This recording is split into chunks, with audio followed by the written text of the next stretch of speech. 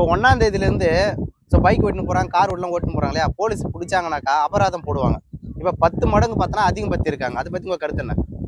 10 மடங்கு அதிகப்படுத்துறது, அதாவது நார்மலாக ஒரு மிடில் கிளாஸ் பசங்களுக்கு வந்து ரொம்ப கஷ்டம் தான். எப்படிலாம் அந்த கஷ்டத்தை உருவாக்கும்னு நினைக்கிறீங்க? அது எப்படி உருவாக்கும்னா, இவங்க ஏதாச்சும் ஒரு வீக்கெண்டோ ஏதாச்சும் ஒரு நேரத்தில் எங்கேயாச்சும் வெளியில் போயிட்டு வருவாங்க. சம்டைம் ட்ரிங்க்ஸ் பண்ணிட்டு வரலாம். இங்கே வந்து தண்ணி அடிச்சுட்டு எல்லாம் போகிறாங்கண்ணா, அதனால பிடிக்கிறாங்க. அவங்க வந்து கரெக்டாக தான் பண்ணுறாங்க, பாதுகாப்புன்றது வந்து கரெக்டாக பண்ணுறாங்க. பீச்சப்புறத்தில் எல்லாம் கரெக்டாக தான் பண்ணிக்கிருக்காங்க. போலீஸ் எல்லாம் கரெக்டாக தான் பண்ணுறாங்க. அவங்க கரெக்டாக ரூல்ஸ் கரெக்டாக இருக்குது. மக்களுக்கு ரூல்ஸை கரெக்டாக ப்ராப்பராக அது ரூல்ஸை மதிச்சாக்கா அது பாதிப்பு இருக்காது. ரூல்ஸை மதிக்காமல் போனால் தான் பாதிப்பு இருக்கும். மக்களோட கேள்வி என்னன்னா, எல்லாமே லைசன்ஸ் வச்சுக்கிறேன், ஆர்சி புக் வச்சுக்கிறேன், எல்லாமே வச்சுக்கிறேன். ஆனால் அதெல்லாம் வச்சிருந்தா கூட போலீஸ் பிடிச்சி பார்த்தினாக்கா காசு கேட்குறாங்க. இன்னும் பெரிய கம்ப்ளைண்ட்டாக இருக்குது. அதை பற்றி நமக்கு விஷயம் தெரியாது சார். அதை பற்றி எதுவும் கிடையாது. இது வரைக்கும் அனுபவப்பட்டிருக்கீங்களா? ஏன்னா போலீஸ் யாராவது பிடிச்சிருக்காங்களா உங்களை? அதை நான் எல்லாத்தையும் கான்டாக்ட் தான் போயிட்டு சப்மிட் இல்லை பிடிச்சி என்ன கேட்டிருக்காங்க, என்ன சொல்லியிருக்காங்க? லைசன்ஸ் இருக்கா, வண்டி புக் இருக்கா, எல்லாமே கேட்டிருக்காங்க.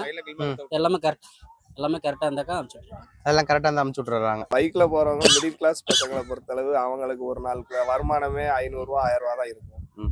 அதை மென்ஷன் பண்ணி பார்க்கும்போது போலீஸ்காரங்க வந்து அதை வந்து மிடில் கிளாஸ் பசங்களை தான் தேடி தேடி போய் மடக்கி அபராதம் போட்டு இது பண்ணுறாங்க. இருக்கவங்கள விட்டுருந்தாங்க, இல்லாதவங்கள அபராதம் போட்டு பிடிங்கிடுறாங்க மனுஷங்கிட்ட இருந்து. இந்த மிடில் கிளாஸ் லைஃப் வந்து வாழ்றது ரொம்ப கஷ்டம்தான். அது இதை தாண்டி பைக்கில் போகிறவங்கெல்லாம் சேஃப்டியாக போய் அவங்கவுங்க சேஃப்டி ஹெல்மெட் எல்லாமே கையில் வச்சுக்கிட்டு போகிறதுனால பேப்பர் எல்லாம் கரெக்டாக வச்சுருந்தாலும் போலீஸ்காரங்க ஏதாச்சும் ஒரு பிரச்சனையை மென்ஷன் பண்ணி நீங்கள் எனக்கு அபராதம் கட்டுங்கன்னு சொல்லி மென்ஷன் பண்ணி சொல்லிடுறாங்க. இதெல்லாம் அவங்க லைஃபு வேலையிலையும் ப்ரெஷராகவும், வீட்டுக்கு திரும்பி போகும்போதும் டைமிங் ஓவர் ஆகி வீட்டில் போய் நிறைய நிம்மதி இல்லாமல் உறக்கம் இல்லாமல் இருந்து ரொம்ப டிப்ரெஷன் ஆகிடுறாங்க.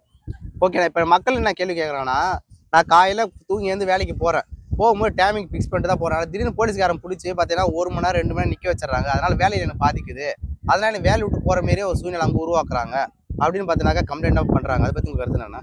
எனக்கு அப்படி நடந்திருக்குறேன். நானும் அந்த மாதிரி மாட்டியிருந்தேன். போலீஸ்காரங்கிட்ட மாட்டியிருக்கேன்.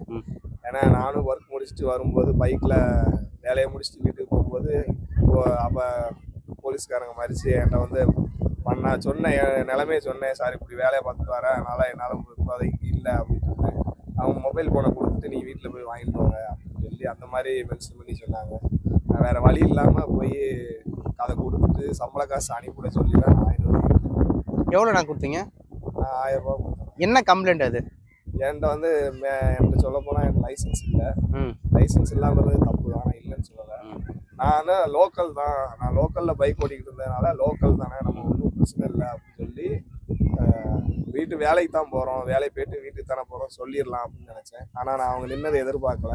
அதனால் அந்த அமௌண்ட்டு போயிடுச்சு, ஒரு 1000 ரூபா கிட்ட போயிடுச்சு. நேரடியாக கையிலே தான் அபராதங்க. ஓகே, தமிழ்நாட்டு கவர்மெண்ட்டுக்கு என்ன சொல்ல விரும்புகிறீங்க? தமிழ்நாட்டு கவர்மெண்ட்டுக்கு இளைஞர்கள் வேலை இல்லாமல் தட்டுப்பாடு இருக்குது, அந்த பிரச்சனையை குறைச்சாலே போதும். இல்லைண்ணா, இந்த பைக்கில் ஓட்டுறாங்க இல்லையா, ஸோ அதை பற்றி பேசு. பைக்கு ஓட்டுறது எப்படின்னா முன்ன பின்ன, அதாவது லைசன்ஸ் ப்ராப்பராக எல்லாமே புக்கு எல்லாமே கையில் வச்சுட்டு மினிமம் ஸ்பீடில் போய் இருந்தாலே தமிழ்நாட்டில் விபத்து வராது. பைக் ஓட்டுறவங்க நல்ல நீட்டாக ஒரு மக்களை அனுசரித்து போய் ஓட்டினாலே, டிராஃபிக் கண்ட்ரோல் எல்லாத்தையும் அனுசரித்து ஓட்டினாலே பிரச்சனை இல்லை. ஓகேண்ணா. நிறைய பேர் என்ன புகார் வைக்கிறாங்கனாக்கா, இது வர 1ஆம் தேதியிலேருந்து 10 மடங்கு பார்த்தனாக்கா அதிகம் பார்த்த போகிறாங்க கட்டணத்தை. இப்போ சாதாரண ஒரு 500 ரூபா வாங்கியிருந்தாங்கனாக்கா இப்போ 5000 ரூபாவா மாற்றுறாங்க. இப்போ சாமானிய மக்கள் அது எப்படி சமாளிக்க முடியும்? அது முடியாதுண்ணா. இங்கே என்னைய பொறுத்தளவு இந்த பீச்சுக்குள்ள வந்து ஓரளவு கரெக்டாக கொண்டுகிட்டு வர்றாங்க. ஏன்னா ஒரு நாளைக்கு 500 ரூபா தான் எல்லாருமே வாங்குறாங்க, சரிங்களா? அந்த வேலை முடிச்சுட்டு போகும்போது இவங்களே எதனா ஏதோ ஒரு கம்ப்ளைண்ட் ஆகி ஏதோ ஒன்று ஆயிடுச்சுன்னு வச்சுக்கேன், 5000 ரூபாய் இவங்கள போலீஸே வாங்கிடுறாங்களே, அவங்க குடும்பத்தை எப்படி ரன் பண்ண முடியும்? இவங்க வந்து தண்ணி அடிக்கிறது வந்து தனிப்பட்ட முறையில் இது பண்ணணும்னா வாங்கி கொண்டே வீட்டில் வச்சு அடிக்க வேண்டியானே. ஓகேண்ணா, ஒரு வேளை தண்ணி அடிக்காத போறவங்க மாட்டுறாங்க, அது லைசன்ஸ் எல்லாமே வச்சுக்கிறேன்ல. லைசன்ஸ் எல்லாம் இருந்தாலும் லைசன்ஸ் எல்லாம் வச்சுக்கிட்டு இருந்தாலுமே காசு கேட்கறாங்க, எதனா ஒரு தப்பு சொல்லி காசு கேட்கறாங்க அப்படின்றாங்க இல்லையா? அது பத்தி போகிறேன் நான். அது எப்படி நான் கேட்பாங்க? கேட்க மாட்டாங்க. ஓகேண்ணா, ஓகே, நன்றிண்ணா, சூப்பர்ண்ணா.